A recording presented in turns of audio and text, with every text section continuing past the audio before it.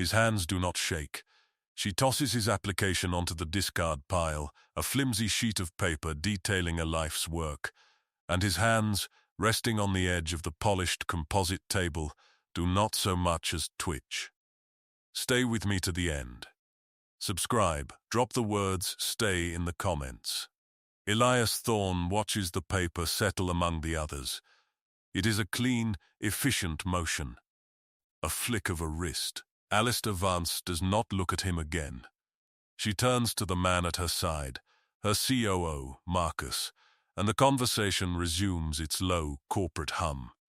The air in the convention center is a stale mix of recycled oxygen, cheap coffee, and nervous ambition. It clings to the back of the throat. Elias feels his daughter's small hand tighten in his. He looks down at Lily. Her eyes are wide, fixed on the woman who just dismissed her father without a word. She does not understand the transaction, but she understands the coldness. It is a language children know instinctively. He gives her hand a gentle squeeze. A silent message. It's all right. We're leaving now. He does not look back at the Vance Aeronautics booth. He does not see Marcus's thin, triumphant smile. He does not see the flicker of something, annoyance, or perhaps a sliver of doubt, cross Alistair Vance's face as she registers his complete and total lack of reaction. He simply turns and guides his daughter through the throng of hopeful bodies, his posture unchanged, his footsteps even and measured. Their world is a small one, contained within the brick walls of a converted firehouse at the edge of town. The ground floor is the workshop. It smells of motor oil, hot metal, and the faint, sweet scent of Lily's bubblegum. The upper floor is their home. It smells of toast and clean laundry. Elias lives by a code of quiet precision. Tools are not left out. Surfaces are wiped clean. Every bolt has its designated drawer, every wrench its place on the pegboard silhouette. This order is not about obsession, it is about respect. For the tools. For the work. This evening, he works on the engine of a vintage Norton motorcycle. The parts are laid out on a clean rag in perfect sequence. He picks up a piston, weighing it in his palm. The cold, dense metal is a familiar comfort. He measures the cylinder bore with a micrometer, his touch impossibly delicate. He trusts his hands more than he trusts words. Words can be twisted. Metal cannot. Lily sits at a small wooden desk he built for her. Coloring, the scrape of her crayons on the thick paper is a soft counterpoint to the metallic click and slide of his work. "Is that lady the boss?" she asks, not looking up from her drawing of a purple sun. Elias pauses, the piston cool against his skin. "Yes," he says, "she's the boss. She wasn't very nice." He does not answer immediately. He places the piston back on the rag, exactly where it was before. He wipes his hands, a habit ingrained so deep it is unconscious. "She has a lot on her mind," he says finally. It is the most generous explanation he can offer. It is, he thinks, probably true. He does not tell his daughter that the woman is the daughter of the man who was his mentor, his partner, his friend. He does not tell her that the company she now runs was built on designs he sketched on greasy napkins in this very workshop. He does not tell her that the smirking man at the CEO's side is his brother. These are complexities that have no place in their small, ordered world. He picks up a cylinder head. The fins are delicate, a marvel of old-world engineering. He runs a thumb over them, feeling for imperfections. He finds none. The work is all that matters. The work, and the small girl humming softly as she gives her purple sun a smiling face. Alistair Vance's office is a glass box overlooking the city. The view is spectacular and sterile. The lights of distant cars crawl along the arteries of the metropolis, silent and remote. Everything in the room is black, white, or chrome. It is a space designed to impress, not to comfort. She sits at her vast, empty desk, a single tablet glowing in the dim light. She is rereading the quarterly projections. The numbers are bad. A key government contract, the V-Hawk program, is hemorrhaging money. The fleet is grounded. A persistent, untraceable vibration in the turbine assembly. Her best engineers are stumped. Marcus assures her it is a legacy issue, a design flaw from her father's era. Old ghosts, he had called it, his voice slick with feigned sympathy. Your father was a genius, Alistair, but he trusted some of the wrong people. The words echo in the silent office. She closes the file, but the numbers remain, burned onto her retinas. The pressure is immense. The board is watching. The media is circling. Her father's legacy, the only thing she has left of him, feels like it is turning to sand in her hands. She finds herself thinking not of the numbers, but of the man at the job fair. The quiet one. In the sea of eager faces and crisp suits, he had stood out because he seemed to need nothing from her. His application had been simple, handwritten on plain paper. Elias Thorne, under experience, he had written only one line: engine and propulsion systems. She had felt a flash of irritation. The audacity, the simplicity. Marcus had leaned in, whispering, "A local grease monkey. Thinks because he can fix a tractor, he can build a jet engine. We get them all the time." So, she had tossed it. A small, petty display of power to alleviate the crushing weight of her own powerlessness. But his reaction, or lack of it, is what haunts her. He had not flinched. He had not pleaded or argued. He had simply looked at her. For exactly 3 seconds. His eyes were a calm, steady grey, and in them she saw not anger, not humiliation, but something that looked unnervingly like pity. Then he had taken the little girl's hand and walked away. She pushes the memory aside. It is irrelevant. He is irrelevant. She has bigger problems. She opens the V-Hawk file again. The vibration. It appears at 90% thrust and vanishes at 92%. A ghost in the machine. A ghost that is costing her millions of dollars a day. The next morning begins with a storm. Not outside, but in her office. General Maddox does not wait to be announced. The heavy oak doors fly open, and he is there, a thundercloud in a perfectly pressed uniform. He is a man carved from granite and impatience. Her executive assistant flutters behind him, pale and apologetic. "General, I'm so sorry, she's on a call. She's not anymore." Maddox growls, marching to her desk. He slaps a thick, red-stamped file down on the polished surface. The sound cracks through the quiet room. Alistair stands slowly, her own formidable composure rising to meet his fury. "General, this is unexpected." "Is it?" He barks. "I've had a fleet of 30 V-Hawks sitting on the tarmac for 6 weeks. 30 of the most advanced tactical aircraft on the planet. And they're nothing but 10-ton paperweights. Your people send me reports full of jargon and theories. Theories don't win wars, Miss Vance. Machines do. And your machines are broken. My engineers are working around the clock," she says, her voice level, cold. "Your engineers are children playing with a puzzle box they can't open." He scoffs. He leans forward, his hands flat on her desk, his face inches from hers. "I spoke to your COO, to Marcus. He fed me the same line. A legacy issue, an old design flaw. He believes that to be the case."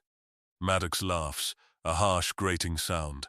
"Your father, God rest his soul, was a great man, a visionary. He was also smart enough to know what he didn't know.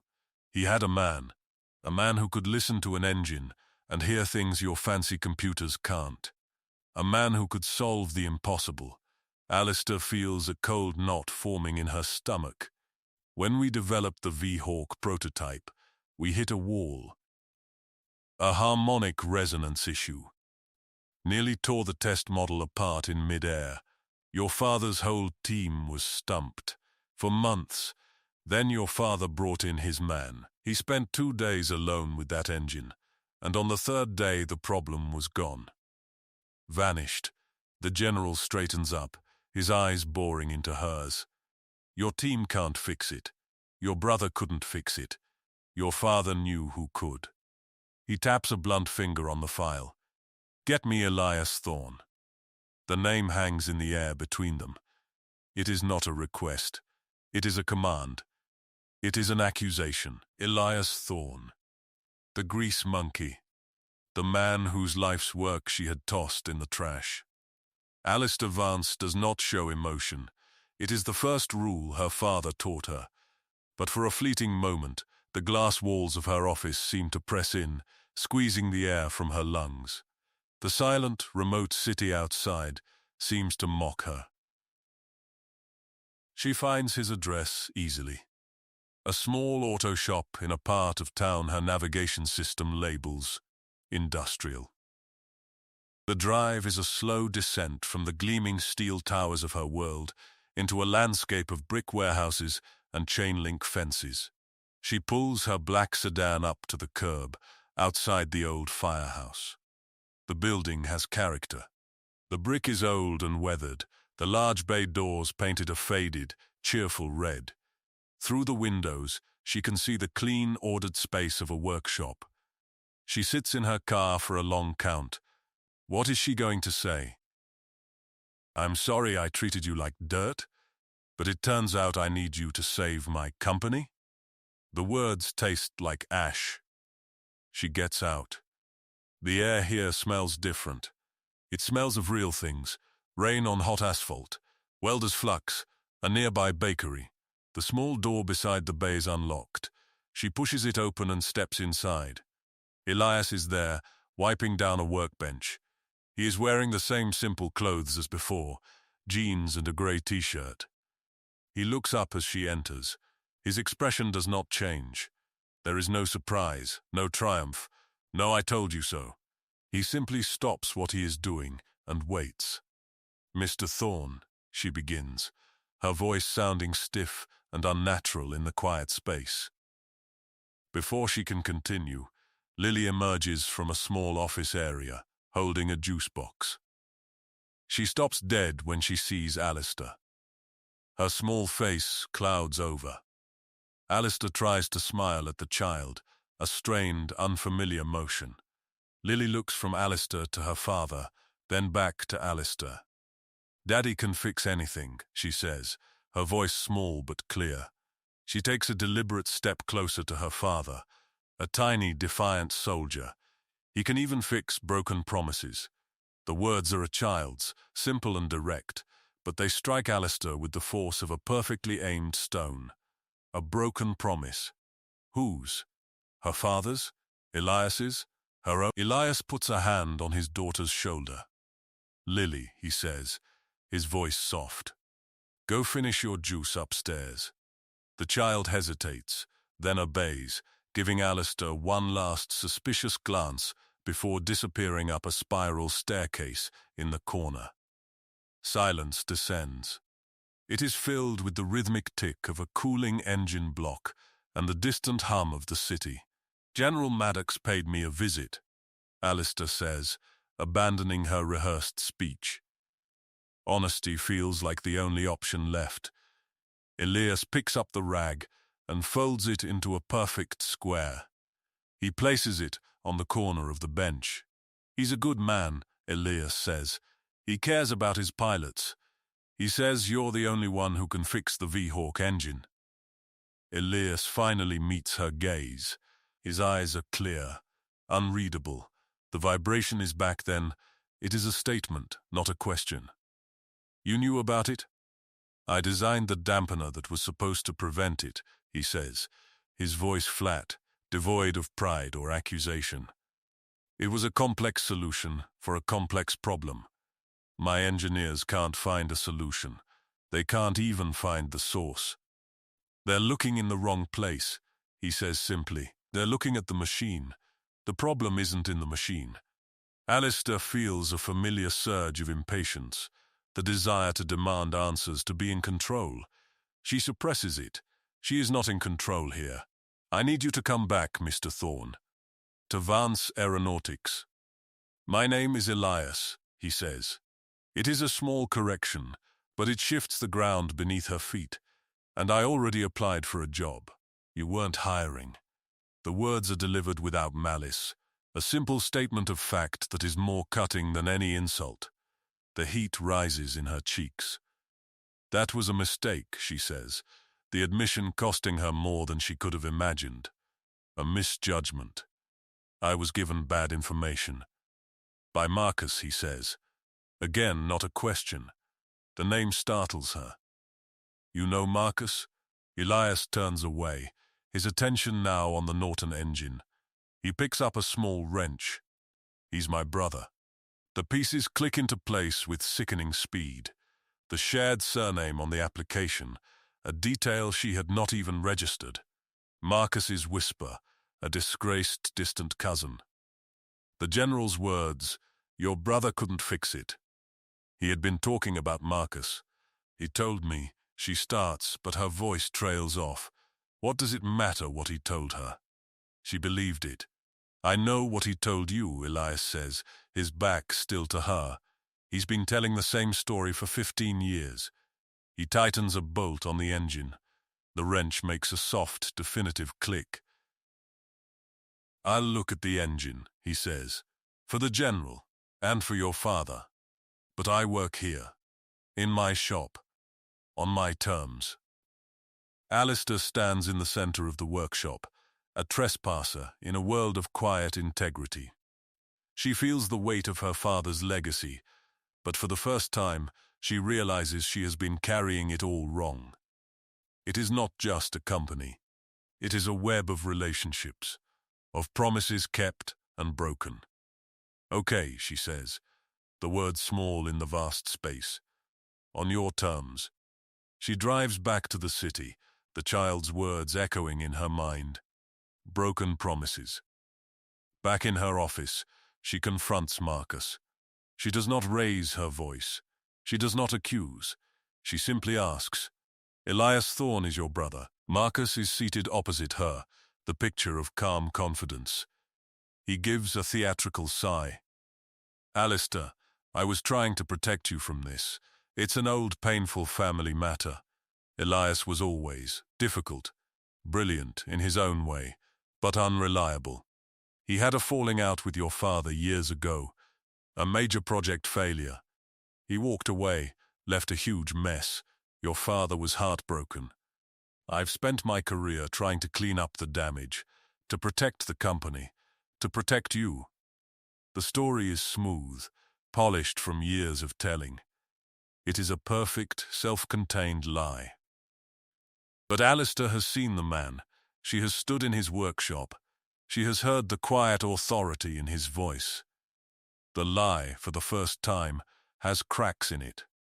The general seems to think he's the only man for the job. The general is sentimental, Marcus says with a dismissive wave.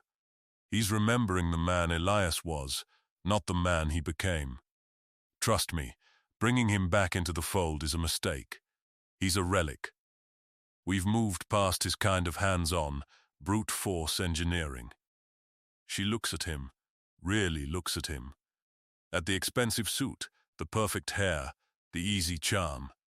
He is her COO. He was her father's trusted subordinate. But the general said your brother. He had assumed. Why? Thank you, Marcus, that's all. He leaves, satisfied. She watches him go, and for the first time, she doesn't trust him. That night, she cannot sleep. She searches the company's digital archives for Elias Thorne. The records are sparse. An employee ID number, A start date, an end date 15 years ago, marked voluntary resignation. No project files, no performance reviews. It is as if he was scrubbed from history. She widens her search, cross-referencing old project code names from the V-Hawk's development. She finds a name in an old contact list. Samuel Jones, senior propulsion engineer, retired. The next day, she drives to a modest suburban home with a perfectly manicured lawn. Sam Jones is an older man with kind eyes and hands permanently stained with the ghosts of old Greece. He greets her at the door with cautious politeness. He leads her to a sun-drenched patio in the backyard. "I haven't thought about Vance Aeronautics in years," he says, handing her a glass of iced tea. "I'm looking for information about a former engineer," she says. "Elias Thorne." Sam's expression becomes guarded. He studies her for a long moment. "Why?" "The V-Hawk fleet is grounded. General Maddox specifically requested him." Sam nods slowly. Sounds like the general.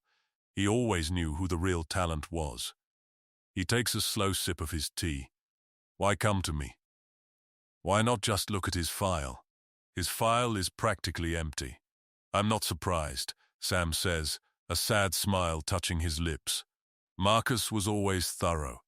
The casual mention of her COO's name sends a chill through her. "What do you mean?"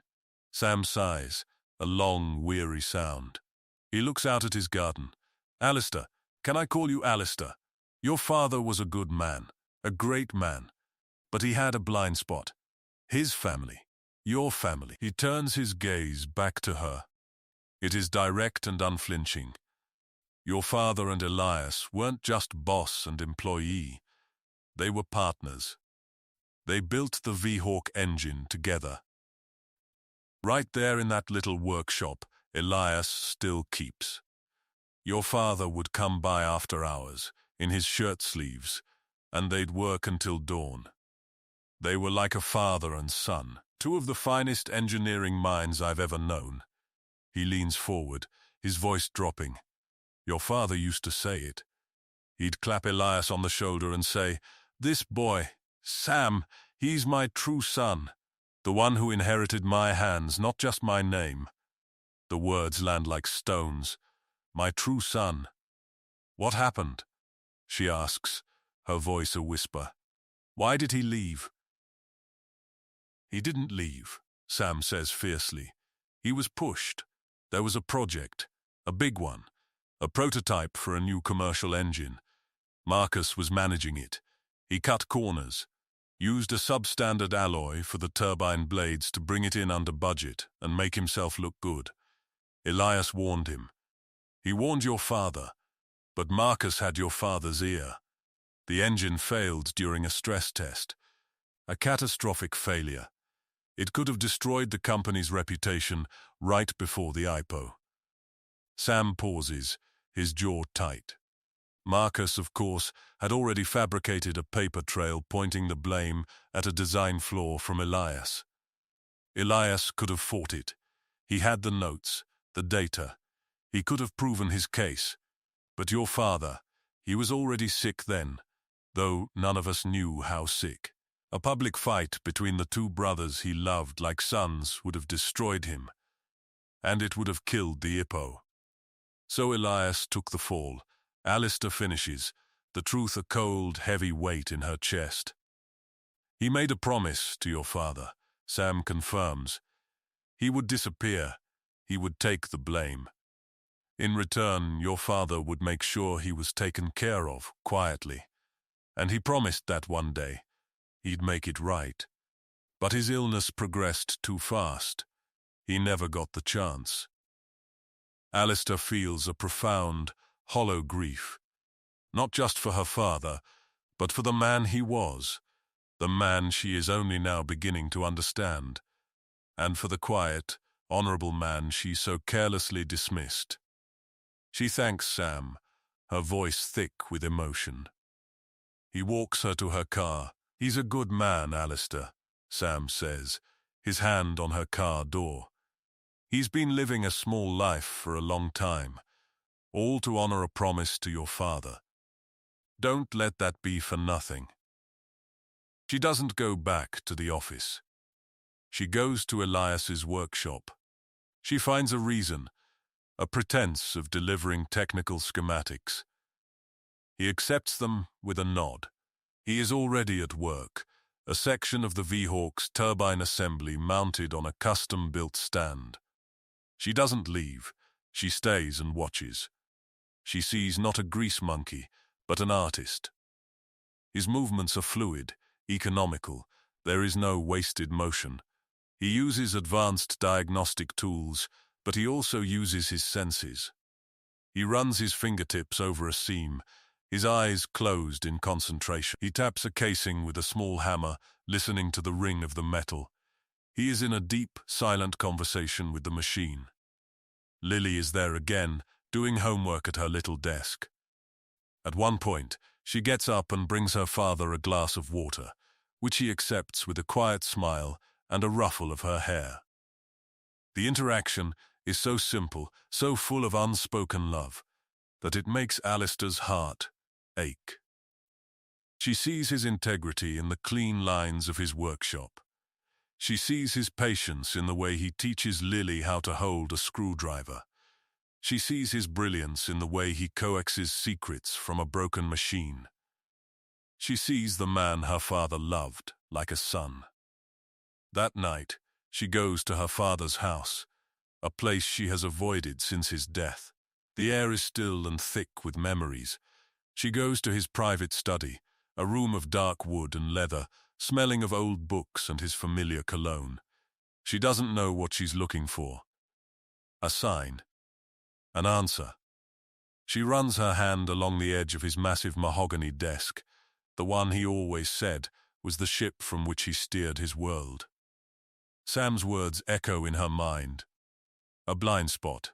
A promise. Her fingers catch on a small, almost invisible seam in the decorative carving on the desk's pedestal. Her heart quickens. She presses, and a hidden drawer slides open with a soft, pneumatic hiss. Inside is a single, leather-bound journal and a small, ornate key. She sits in her father's worn leather chair and opens the book. The pages are filled with his familiar, elegant script. It is his private log, his conscience. And in it, he laid everything bare. She reads for hours as the moon traces its path across the sky outside the large window. She reads about his pride in Elias, his boy genius. She reads about his growing concern over Marcus's ambition and his talent for the convenient truth. Then she finds the entry from the day the commercial engine failed. It is all there, Marcus's deceit, the substandard alloy, Elias's warnings, and the terrible choice her father had to make. Elias came to me tonight, her father had written. He offered to take the blame, to walk away, to protect the company, to protect me. He asked for nothing. In that moment he showed more character and honor than I have ever witnessed. He is the better man. I made him a promise. I told him that one day, when the time was right, the world would know the truth. I have failed him. My illness is a coward. It keeps me from the fight. But I will make it right. I must. The last entries are shaky, the script wavering. He details a plan to create a new division, Advanced Propulsion Works, with Elias at its head. He outlines how he will expose Marcus at the next annual meeting. But the meeting never came. Alistair closes the journal, tears streaming down her face. The Trinity of Truths is brutal and cleansing. The full scope of Marcus's treachery, the depth of her father's love and respect for Elias, and the quiet, profound nobility of Elias's sacrifice. The next morning, she drives to the workshop. Dawn is breaking, painting the industrial skyline in shades of grey and rose. He is already there, a single light illuminating the V-Hawk engine. She walks up to his workbench and places the leather journal on the clean surface. She does not need to speak. He looks at the journal, then at her face. He sees the tear tracks, the exhaustion, the understanding. "I'm sorry," she says. The words are inadequate, a thimble of water against a forest fire. But they are all she has. "I didn't know. I am so sorry." He picks up the journal, holding it in his hands. He does not open it. "He was a good man," Elias says softly. "He was trying to hold everything together. The company, the family. He loved you," she says. "He wrote it all down. He wanted to make it right."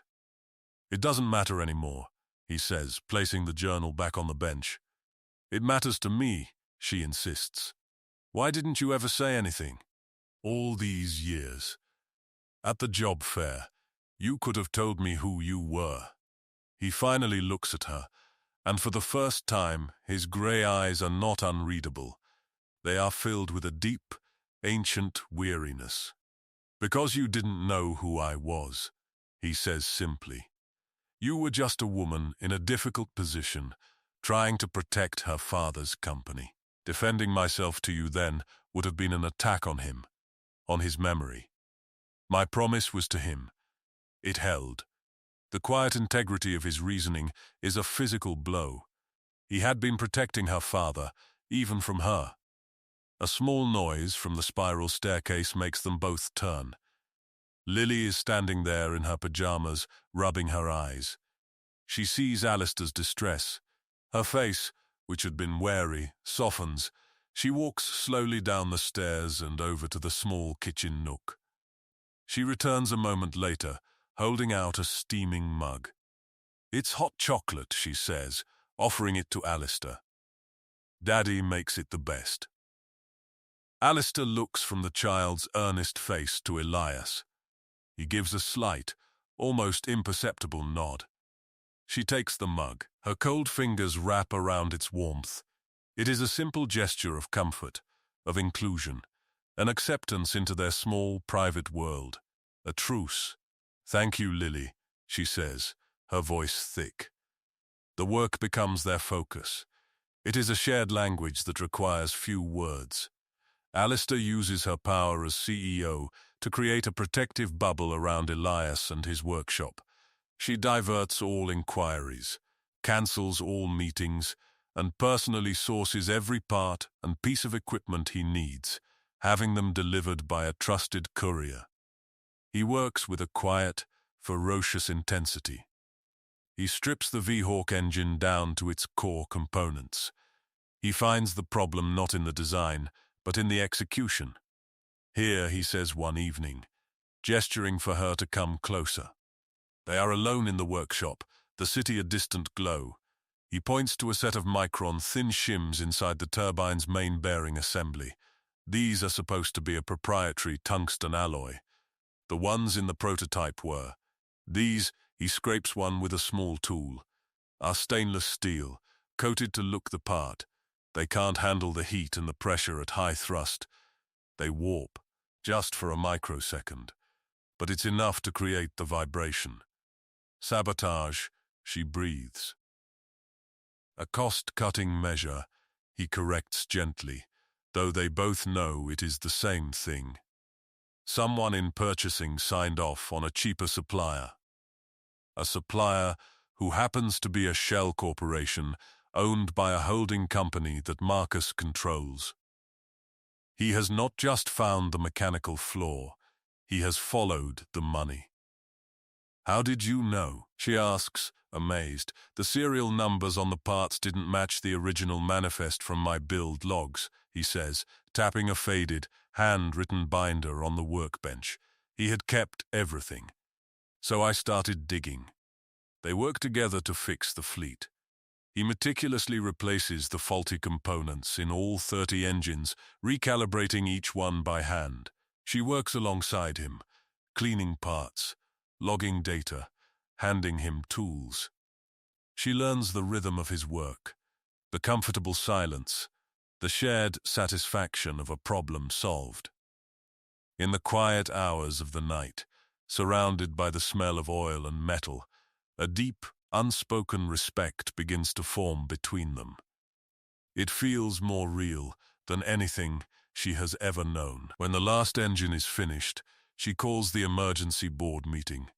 The boardroom is cold and imposing. The long, polished table reflects the grim faces of the board members. Marcus is at the head of the table, looking smug. He believes this meeting is to announce the failure of her outside consultant and to formalize his takeover of the V-Hawk recovery. Elias is with her. He stands at the back of the room, near the door, his arms crossed. He is clean, but he wears his simple work clothes. He is a rock of quiet reality in a room of expensive illusions. Alistair does not sit. She stands at the front of the room, her father's journal and a stack of files on the lectern before her. "Good morning," she begins, her voice calm and clear. "We are here to discuss the systemic failures within the V-Hawk program. Marcus has assured you all this is a legacy issue, a flaw in my father's original design. He is half right. It is a legacy issue, a legacy of greed and betrayal." She proceeds, calmly and methodically, to lay out the evidence. She presents the financial records, showing the flow of money to Marcus's shell corporation. She shows the falsified purchasing orders. She presents the metallurgical reports on the faulty shims. Marcus's face goes from smug to pale to ashen. He starts to bluster, to object. "This is absurd.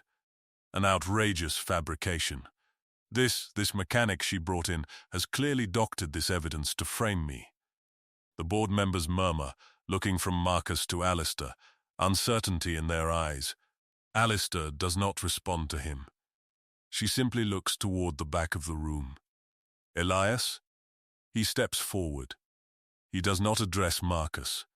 He addresses the board. He speaks quietly, but his voice fills the room. The V-Hawk engine is a balanced system. The resonant frequency of the turbine blades at 90% thrust is a known factor. My original design compensated for it with a proprietary tungsten alloy, dampening shim in the primary bearing. The part has to absorb a specific harmonic load and dissipate a precise amount of heat. Stainless steel cannot do that. It warps. The vibration is not a flaw in the engine. It is a consequence of a critical component being replaced with a cheap, inadequate substitute. A substitute that saved the company $37 per unit. He pauses, letting the number hang in the air. The person who authorized that change either committed an act of catastrophic incompetence or an act of deliberate sabotage. He says nothing more. He does not need to. His quiet, factual testimony, backed by the mountain of evidence Alistair has presented, is devastating. The truth has its own weight. The vote is unanimous. The board fires Marcus on the spot for gross negligence and fraud. Security is called to escort him from the building. As he is led away, his eyes meet Elias's for a fleeting moment. He sees no triumph in his brother's face, only a profound, quiet sorrow. Alistair then reads the final entry from her father's journal, outlining his wish to create the Advanced Propulsion Works, headed by Elias Thorne. The motion is approved without dissent. The king, in his quiet way, is restored. After the storm of the meeting, there is a great calm. The boardroom empties. Only Alistair and Elias remain. They walk together, side by side, out of the corporate tower and into the vast, empty hangar where the newly repaired V-Hawks gleam under the sodium lights. The sound of their footsteps echoes in the cavernous space. He does not thank her for the job. She does not congratulate him on his vindication. The events of the day are too large for such small words. They stop before the lid aircraft. "I'll take the job," he says, looking at the engine cowling. "But my life is not in that boardroom. My workshop, my home, Lily, that's my world. I'm not leaving it." "I know," she says softly. "You won't have to." She looks around the huge, empty space. The advanced propulsion works needs a home. I think this hangar is too big. We'll build a new R&D annex. Out by your workshop. It will be built around you. She is not pulling him into her world. She is moving the center of her world to his. He looks at her, a glimmer of surprise in his calm eyes. He reaches into his pocket and pulls out a small, heavy object. It is a metal turbine blade, perfectly machined, one half a dull grey, the other a polished silver. This is from the original prototype, he says, placing it in her hand. It is cool and solid. Your father machined this half. He indicates the dull grey side. I machined the other. It is a symbol of a partnership, of a promise, of a legacy now shared. She closes her hand around it, the two halves becoming one. 3 months pass. The seasons turn. A new building rises from the earth next to the old firehouse, a structure of glass and steel that complements, rather than overpowers, the weathered brick. Inside, a new team of engineers, hand-picked by Elias, works on the future. They are quiet, dedicated, and brilliant. They call him Chief, not with corporate formality, but with genuine reverence. Alistair is a different CEO. She spends more time in the annex than in her glass box downtown. She has learned to listen. She has learned to trust her instincts. She has learned the difference between power and strength. On a bright Saturday afternoon, they are all at the local airfield, a small community air show. Elias has Lily perched on his shoulders. Her laughter peals across the field as a biplane does a loop-the-loop. Alistair stands beside them, not as a CEO but as a friend. She is wearing jeans and a simple jacket. She laughs with them, a real, unburdened sound. For a few hours, they are not a CEO, an engineer, and a child. They are just 3 people watching the planes, sharing a bag of popcorn. They look like a family. As the sun begins to set, casting long shadows across the runway, they head back to the car. Lily falls asleep almost instantly, her head pillowed on Alistair's lap in the back seat. Elias drives. He does not drive home. He drives to a quiet bluff overlooking the water, a place from his own childhood. He cuts the engine.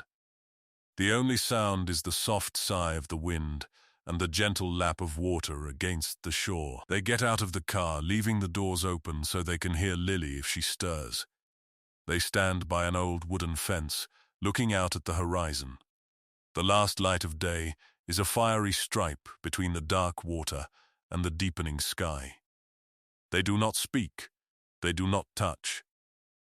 He stands beside her, a solid, calming presence. She stands beside him, no longer a visitor in his world, but a part of it. The cool metal of the turbine blade is a comforting weight in her jacket pocket. The silence between them is not empty. It is full. Full of battles fought and won. Full of shared work and earned respect. Full of the quiet, unspoken promise of a new beginning, stretching out before them like the calm, dark water. The stillness is everything. It is hope, earned and real.